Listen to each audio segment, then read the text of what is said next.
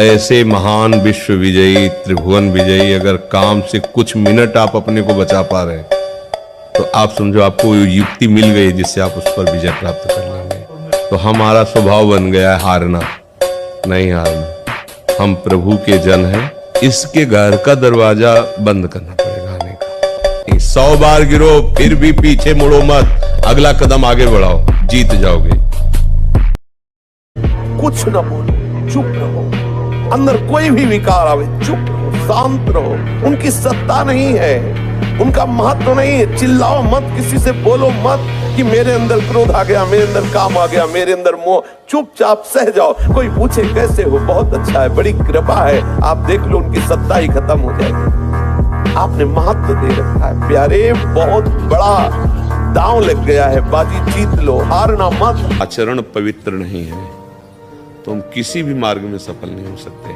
बिना ब्रह्मचर्य के किसी भी ऊंचाई पर नहीं चढ़ा जा सकता। हमारी हाथ जोड़ के प्रार्थना है, इन बच्चों में से अगर कोई ब्रह्मचर्य क्षीण करने वाली कोई ऐसी क्रिया करता हो तो आज छोड़ देना, संकोच नहीं करना। देखो आजकल मोबाइल सबके पास रहता है, अगर आप अपने को संयम में नहीं रखेंगे तो उसमें गलत दृश्य देखेंगे। हम जो बोलते हैं, जो देखते हैं, जो सुनते हैं, वही हमारा चिंतन होता है, और जो चिंतन होता है वैसे ही हमारी आदत बन जाती है, वैसे ही हम क्रिया करते हैं। तो जब तक ब्याह ना हो तब तक ब्रह्मचर्य का भाव।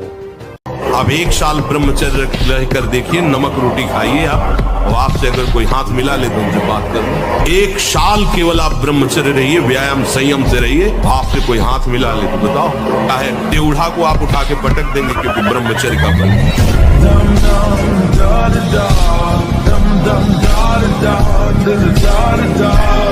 जानबूझकर आचरण गंदे तो होने ही न पावे। जानबूझ के आप कोई दृश्य देख रहे हैं, कोई बातें कर रहे हैं, कोई क्रियाएं कर रहे हैं, ये जानबूझकर तो किसी भी तरह से अशुद्ध आचरण होने न पावे। अगर कहीं चूक हो जाती है, असावधानी बन जाती है, तो कृपा बल आपकी समस्त बुराइयों को मिटा देगा, क्षमा कर देगा। बेटा जो बनना चाहते हो वही सोचो, जो सोचोगे वही बन जाओगे। यहाँ का कुछ ऐसा ही है, जैसी सोच रखोगे वैसे ही स्थिति आ जाएगी। जैसी स्थिति पाना वैसी सोच रखो। महाराज जी, हम ब्रह्मचर्य का पालन नहीं कर पाते, ब्रह्मचर्य के नियम का पालन हम क्यों नहीं कर पाते महाराज जी?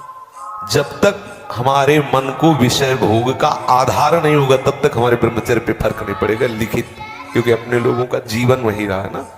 हमारे इंद्री को संयोग जनित कोई क्रिया, कोई व्यक्ति, कोई स्थान जब तक आधार नहीं मिलेगा तब तक वो हमें नष्ट नहीं कर सकते, क्योंकि संसारिक पुरुष उसका चिंतन करके विकल हो जाएगा, लेकिन उपासक का क्रास चिंतन चलता रहता है। उपासक तो वही है जिसका प्रधान भगवत चिंतन है, और रपट गया तो विषय चिंतन में जाता है, तो क्रास चिंतन होता है। इसलिए वो इतना बलवान चिंतन नहीं है कि उसको भ्रष्ट कर सके। पक्का समझ लेना, सबके हृदय में ऐसा क्रास चिंतन होता है, वो काटता रहता है। विकार जो है वो हमारे भजन को काटता है, तो भजन जो है विकार पर हावी रहता है, दोनों का युद्ध चलता रहता है, एक दिन विजय हो जाती है।